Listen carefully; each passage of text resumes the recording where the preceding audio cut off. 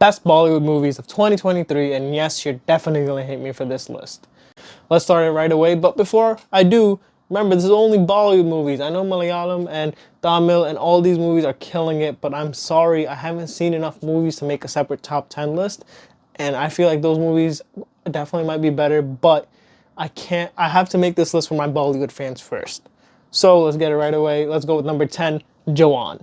Shah Rukh Khan delivers with a fun film, definitely better with Pathaan, and honestly, it was just a fun time to watch. It gets a little preachy at times, but just seeing the emotion, having fun into the movie, it brought me back to the 90s, 80s, having fun romantic songs with Chalea, and just enjoying the moment with this movie. I think it definitely deserves it. Shah Rukh Khan delivered for sure. This was his year. I think anybody that doubts it, it brought back the mass media appeal, the woos and the shouting, everything that I heard in the theaters. I think this is a fun watch. I think this is gonna be one of Shah Rukh Khan. I think it stands alone in like it's gonna be one of Shah Rukh Khan's top 10 in the 2020s. So for sure, Jawan is gonna be number 10. Number 9, let's go for something less unknown or known, will be Gulmohar. This movie was really great. It's a simple story. I watched it in Hulu streaming, so that was really great because I enjoyed that. I enjoy movies like this where I can watch as streaming and it came out for streaming. And it was just a nice watch. It was fun to watch. It's a family dynamic movie with a serious concept, and like some of the things you're like, what's going on? It's like, oh wow, this is really serious, how things naturally come out, how people are modern nowadays, how what they think, what they don't think, the clashes that happen in between. Manoj Bajpayee, one of my favorite Bollywood actors, kills it in this role. You would think he takes a step back, but he also takes a step front, where the movie is just great with great casting. The rest of the cast just really delivering, and not even just Manoj Bajpayee shining throughout the cast, but the story just being that, where it's like, it felt like Piku, where it was a simple film, it was enjoyable. It talks about these family dynamics of how they're basically trying to leave this house, but there's sentimentality around it. Some things I think were a little pushed, but I think overall it was an enjoyable film. Number 8. This movie I did not expect would make my list, OMG. Now, why did I not think this movie would make my list? Because some of the things are very tacky. It's just like OMG 1 where it goes to a court drama, but it's OMG 2 where they have another court drama with God on their side, but this time it's switched up because this guy genuinely believes in God. So it's an interesting concept. The film's concept is what made me enjoy it, and the fact that it had me throughout where moments where I was like, oh, technically he can just do a defamation case, this type of case. You're like, let's just let it slide because I'm enjoying the movie. It's a dumb, fun movie. It's stupid jokes at times, but Akshay Kumar delivers, and Pankaj Tripathi, of course, does too. In a lot of Akshay Kumar sequels, this is one of the few ones that does deliver in the right way, and it's definitely a fun watch. Number 7. This was interesting because I'm actually going to give this to 2 movies that I really enjoyed this year, and I don't think enough people were talking about them. Satya Prem Ki Katha and Tu Jhuti Main Makar. Why am I combining these for number 7? That's because both of them are very different. They're very different when it comes to couple romance films, but I couldn't just place which one I like better because the stories are very different, but they were enjoyable. The music, the acting, the characters, they both did such a great job. Satya Prem Ki Katha is more of a serious film, which has a tragic twist, but it really delves into relationships, and honestly, anybody that's into a relationship that knows people revolving like certain traumas, this movie showcases that in such a healthy way. The family is fun to watch. The family dynamic and how he handles this couple relationship, and how people in India, some people, not just Desi people, react to certain couple ways, and how it's bad and a good way. It's showcased in a fun way where I think this is definitely a family watch, but a little bit harder, which is leads me to Tu Jhuti Main Makar, which is definitely a family watch. It has some dumb scenes. It basically glorifies the playboy lifestyle of a male, but then he's also a good character at heart with the songs. You know, at the end of the day, these 2 movies I think were genuinely enjoyable films, and I think are definitely worth a watch for 2023. Number 6, Great Indian Family. I did not expect this to make my list. Somebody was like, oh yeah, just watch it, it's gonna be fun. But trust me, it delivers. Vicky Kaushal is such an underrated aspect in the fact that I feel like he can be a great hero, and his acting is amazing. When I was watching this movie, I was like, oh, please just don't be another religious movie. But no, it was genuinely a fun movie. It pokes at how stupid people can think of religion, and it was fun, religion, and like how serious it is, or how people just assume or like attach attributes to. If you're this, you're Muslim, Pakistani, all I'm going to be telling you is assalamu alaikum. Like, I'm not going to be talking to you like that. Come on. This movie just makes fun of that concept more, and like how Hindus, Muslims, we all kind of like think of these stereotypes, but in real life we're just normal people. Everybody's just joking around. Everybody has their own thing going on.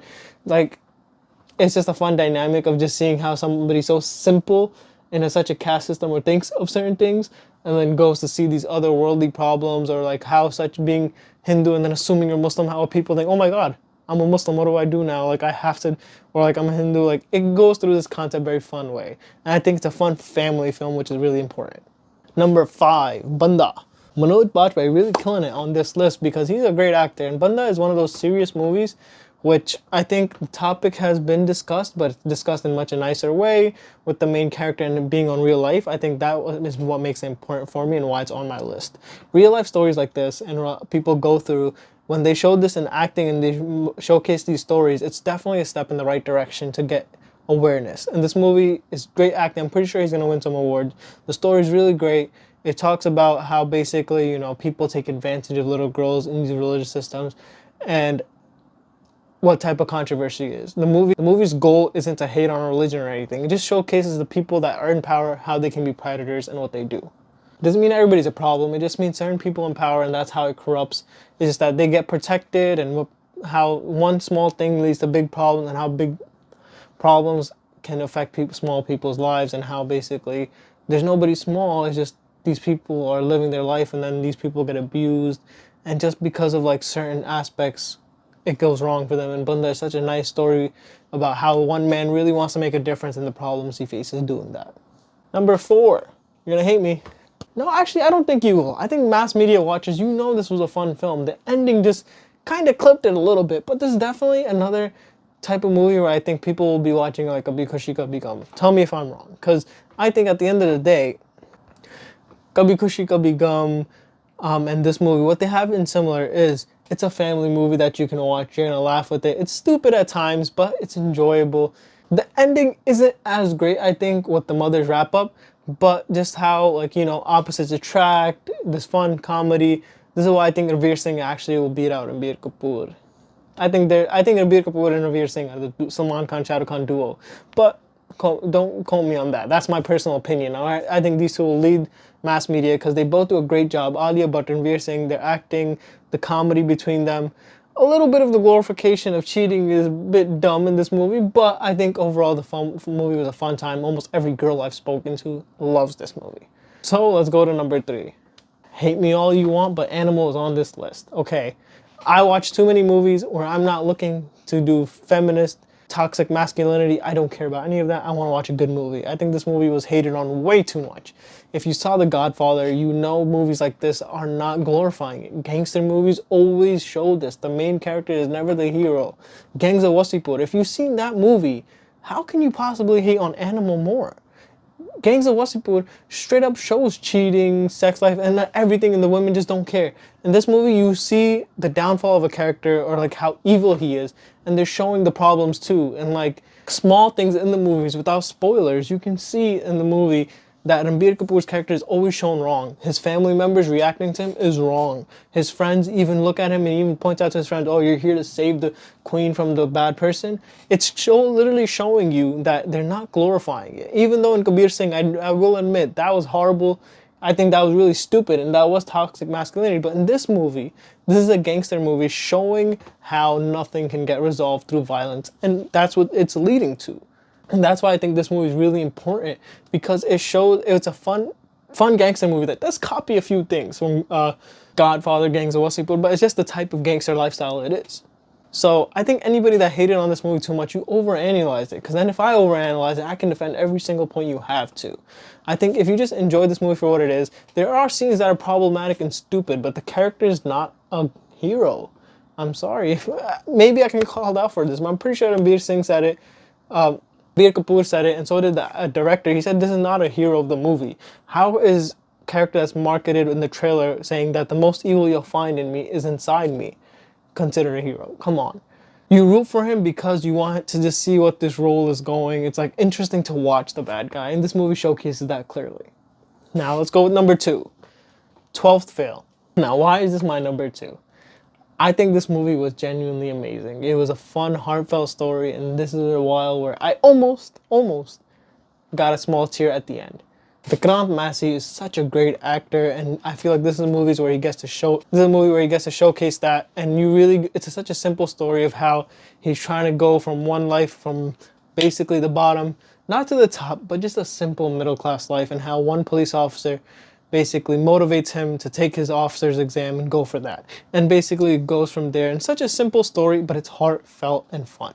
This one movie, like I mentioned before, I almost was about to cry. Almost teared up, not cry, towards the end, because it really has that emotional factor. It makes you also want me to work harder. I was like, I had to take things for granted. I can do much harder for them. I need to be more dedicated. And I think a few movies make me feel that way. And this was one of them. Now, the only reason this movie I don't think takes my number one spot is because I mentioned before, for me, when I think of a movie, I think of the music, I think of the mass entertainment, the more I'm watching it, and 12th Fail is a streaming movie. I'm sorry. Yes, of course, this could have been my number one if you hit me with better bangers in the movie, with more music in certain parts of the movie, because I definitely think it would have gotten me even harder if it did. And my number one is going to be Donkey. Yes, you're going to hate me for saying this, but please think about this movie logically. This movie, I've seen so many people that came out of this theater and said they really enjoyed the movie. The movie was enjoyable. If you didn't watch Three Idiots, because I know for a fact you're making that mental parallel to Three Idiots and PK, stop comparing. This was a fun movie. The songs hit. A little bit of stupidity towards the end, but overall, it was a solid movie. Do you know how many edits of the romance I've seen in this movie? How many edits of the songs I've seen of this movie? How many edits I've seen of the story of this movie? How many people say they relate to this movie? It's just too much where you have to hate on it just to be like a nitpick, just to bring this movie down. And I think it delivers. This movie was a family time, which it was promised. It was a fun story, which was promised. It got me emotional when promised. I didn't watch the trailer for this. Anybody that hasn't watched the trailer or didn't have any expectations in their mind genuinely enjoyed it. And if you came in with the expectation that this is going to be the best movie ever, I think you killed yourself or shot yourself in the foot for that one. It's such a simple story where Shah Rukh Khan gets to showcase his romance scene, but in such a serious circumstance that so many Desis, so many just generally immigrants face. I think since it's so relatable, even Malik, when you watch this movie, you can see the review, he genuinely enjoyed this movie more than most of the things we saw this year. I have to say it's the number one movie of the year because it doesn't have any controversy. The only controversy was it didn't live up to the hype. But what was the hype? PK and Three Idiots? Come on. This director clearly has a style. You have to notice. Now you can just definitely notice. That's the only thing. And this is definitely going to be one of Shah Rukh Khan's better movies in 2020 for sure, maybe even 2010. Shah Rukh Khan won this year and our hearts, and you know it, and I hope you do, because the romance, come on. Are you telling me Lut Put Gaya and Oh Mahi didn't get you? You know those songs definitely hit you. They made you feel it. Even if you didn't get it the first time, the second time it did. Just because the story is nice and fun and simple, even though it does have a little absurdities, I think Bollywood standards, even Hollywood standards, like Malik said, the movie was fun, enjoyable time. And it definitely has the rewatchability with certain family members, with certain... Shah Rukh Khan won this year. That's my number one movie of the year. Tell me what you thought about it. Hate me as much as you want, but let's see. Thank you guys for following. Thank you guys for watching. Like, follow, and subscribe, and I genuinely appreciate you. No.